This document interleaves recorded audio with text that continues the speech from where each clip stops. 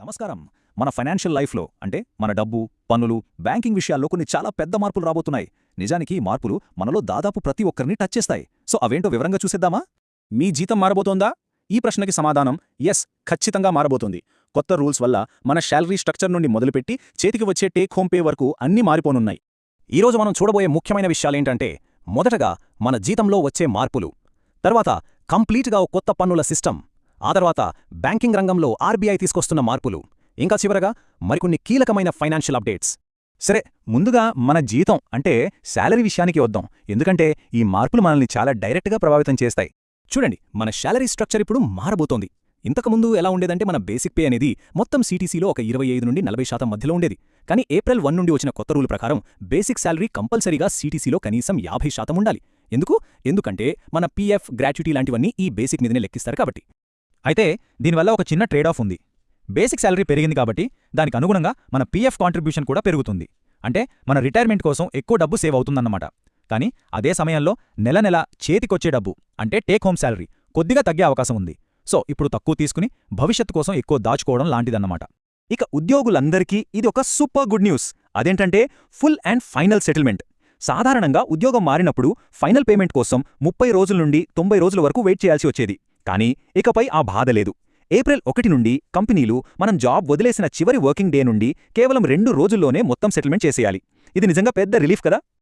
Right. Salary గురించి చూసాం కదా, ఇప్పుడు మరో పెద్ద టాపిక్, అదే మన ఇన్కమ్ ట్యాక్స్ సిస్టమ్. ఇది కొంచెం కాంప్లెక్స్గా అనిపించొచ్చు, కానీ ఇక్కడ కూడా చాలా అంటే చాలా పెద్ద అప్డేట్స్ రాబోతున్నాయి.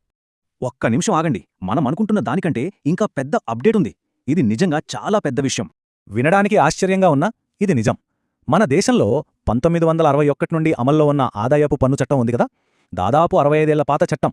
దాన్ని ఏప్రిల్ 1, 2026 నుండి పూర్తిగా, కంప్లీట్గా రీప్లేస్ చేసి ఒక సరికొత్త ఆదాయపు పన్ను చట్టాన్ని తీసుకురాబోతున్నారు.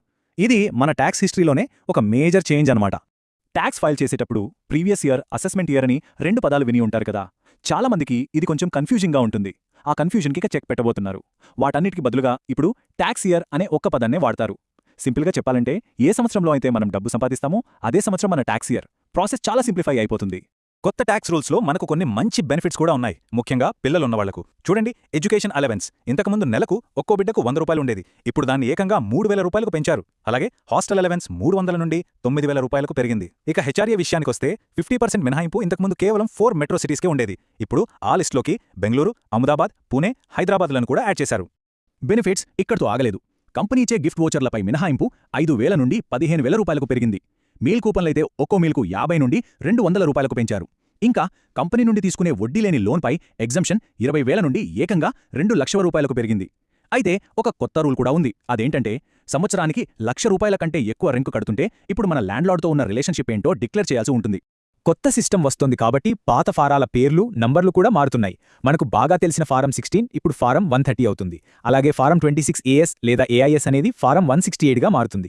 ఇలాగే మిగతా ఫారాలు కూడా. సో ఈ కొత్త నంబర్లకు మనం కొంచెం అలవాటు పడాలి. ఓకే, ట్యాక్స్ టాపిక్ పక్కన పెడితే ఇప్పుడు బ్యాంకింగ్ విషయానికి వద్దాం. మన రిజర్వ్ బ్యాంక్ ఆఫ్ ఇండియా అంటే ఆర్బీఐ మన డైలీ ట్రాన్సాక్షన్స్ని మరింత సులభంగా, ఇంకా సేఫ్గా మార్చడానికి కొన్ని కొత్త రూల్స్ తెచ్చింది. అవేంటో చూద్దాం. కొత్త రూల్స్ గురించి తెలుసుకునే ముందు బీఎస్బీడీ అకౌంట్ గురించి క్విక్గా చెప్తాను. బీఎస్బీడీ అంటే basic savings bank deposit account. సింపుల్గా చెప్పాలంటే ఇది ఒక zero balance savings account.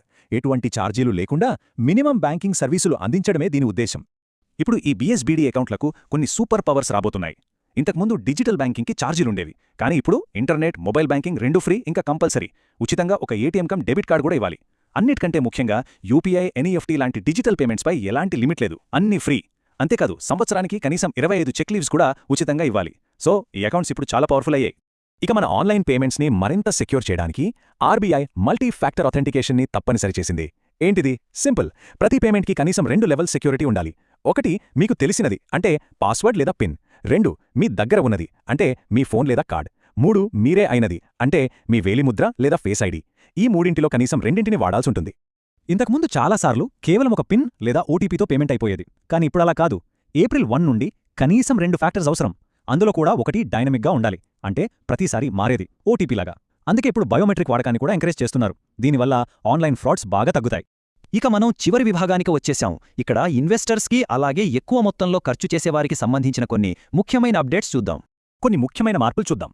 Overseas tour ప్యాకేజీల మీద TCS అంటే ట్యాక్స్ కలెక్టెడ్ అట్ సోర్స్ ఇంతకుముందు స్లాబ్స్ ఉండేవి, కానీ ఇప్పుడు సింపుల్గా 2% ఫ్లాట్ రేట్ చేశారు. సావరిన్ గోల్డ్ బాండ్స్ మీద ట్యాక్స్ ఫ్రీ బెనిఫిట్ ఇకపై కేవలం RBI నుండి నేరుగా కొన్న వాళ్ళకి మాత్రమే ఉంటుంది.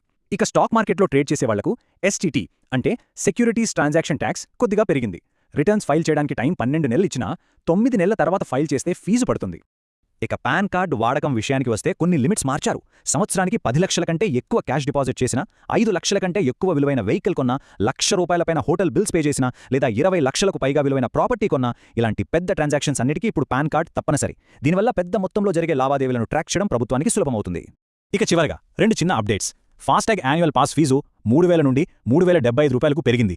ఇది చాలా చిన్న మార్పు, కానీ క్రిప్టో అసెట్స్ ఉన్నవాళ్ళు మాత్రం జాగ్రత్తగా ఉండాలి. మీ దగ్గరున్న క్రిప్టోని సరిగ్గా డిక్లేర్ చేయకపోతే రోజుకు ₹200 పెనాల్టీ ఉంటుంది. అదే తప్పుడు వివరాలు ఇచ్చి సరిదిద్దకపోతే ఏకంగా ₹50,000 వరకు జరిమానా పడొచ్చు. చూశారు కదా, ఈ మార్పులన్నీ మన ఫైనాన్షియల్ లైఫ్ని ఎలా మార్చేస్తున్నాయో. మన నెల జీతం నుండి మొదలుపెట్టి మనం చేసే ఖర్చులు, మన సేవింగ్స్, మన పన్నుల వరకు ప్రతి విషయంలోనూ ఒక కొత్త మార్పు రాబోతోంది. రూల్స్ అన్నీ మారుతున్నాయి. మరి మార్పులకు తగ్గట్టుగా మన ఫైనాన్షియల్ ప్లాన్ రెడీగా ఉందా? దీని గురించి ఆలోచించుకోవాల్సిన సమయమిది.